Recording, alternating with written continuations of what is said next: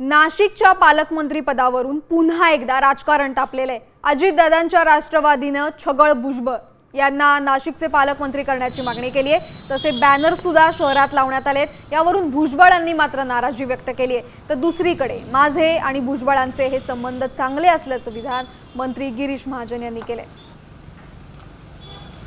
नाशिकमध्ये विशेषतः जे आहे रस्त्याचे काही मोठे प्रॉब्लेम्स निर्माण झालेले आहेत, खड्डे वगैरे, त्यातून 4-5 लोकांचा जो आहे मृत्यू झाला आणि म्हणून जरा नाशिकमध्ये या संदर्भामध्ये बरंचसं काही बोललं जात आहे।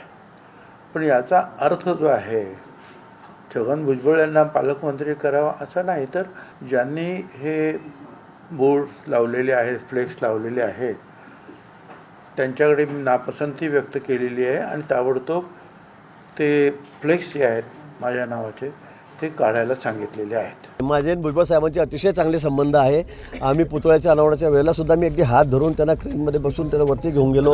आम्ही हार घातला तिथे अण्णाभाऊ साठेंच्या पुतळ्याला आणि नंतर तिथे आल्यावर सुद्धा आता स्टेजवर बोलायचं काय, आम्ही बोललो, जे बोलायचं तेवढं आम्ही बोललो। पण सतत तुम्ही बोलतच राहा, थांबू नका, समोर लोक बसलेले आहेत, असं करता येत नाही। माझ्यामध्ये त्यांच्यामध्ये कुठे दुरावा नाही आहे, कुठे मतभेद नाही। माझ्या आणि भुजबळ साहेबांचे अतिशय जिव्हाळ्याचे संबंध आहेत।